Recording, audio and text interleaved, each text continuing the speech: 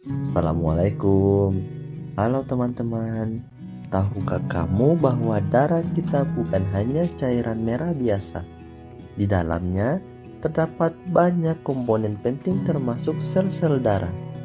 Yuk kita pelajari lebih lanjut. Sel-sel darah adalah komponen padat dalam darah. Mereka berperan penting dalam transportasi oksigen, pertahanan tubuh, dan pembekuan darah. Ada 3 jenis utama sel darah. Yang pertama, sel darah merah.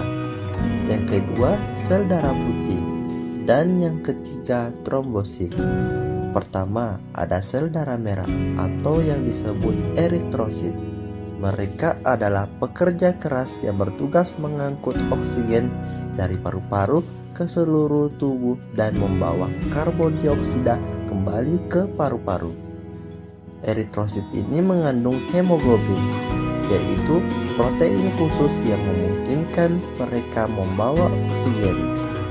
Nah, bentuknya yang bulat tipis seperti donat membantu memperbesar area permukaan sehingga pertukaran gas menjadi lebih efisien. Selanjutnya, ada sel darah putih atau leukosit. Mereka adalah pasukan pertahanan tubuh yang melawan infeksi dan menjaga tubuh tetap sehat. Nah, ternyata leukosit ini terdiri dari beberapa tipe seperti neutrofil, limfosit, monosit, eosinofil, dan basofil. Nah, pertama untuk neutrofil. Neutrofil ini berfungsi sebagai penyerang garis depan melawan bakteri. Yang kedua, limfosit.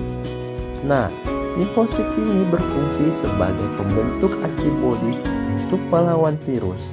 Yang ketiga, monosit. Nah, monosit ini berfungsi sebagai pemakan patogen dan sel pusat.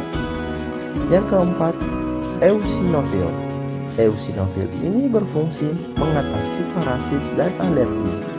Dan kelima adalah basofil.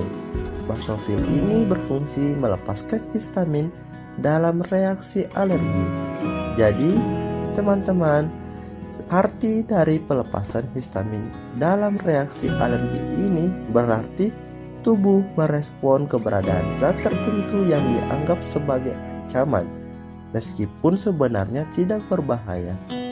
Contohnya, jika seseorang alergi terhadap kacang, maka gejala yang ditimbulkan bisa berupa gatal-gatal. Ini merupakan respon tubuh terhadap pelepasan histamin yang memicu pembekakan kecil di kulit. Dan terakhir, ada trombosit atau keping darah. Mereka berperan penting dalam pembekuan darah. Nah, saat terjadi luka, trombosit ini akan berkumpul dan membentuk sumbat sementara di area pembuluh darah yang terluka untuk membantu menghentikan pendarahan dan mempercepat penyembuhan.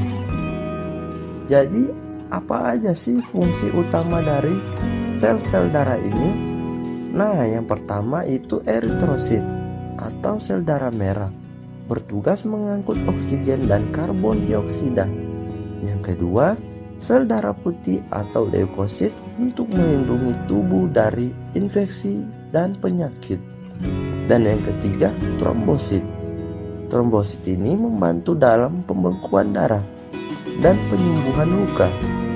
Itulah peran penting sel-sel darah dalam tubuh kita.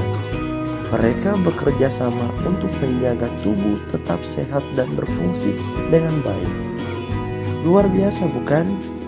Dan terima kasih sudah menonton.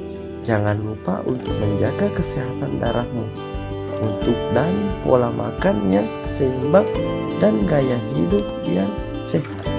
Sampai jumpa di video berikutnya.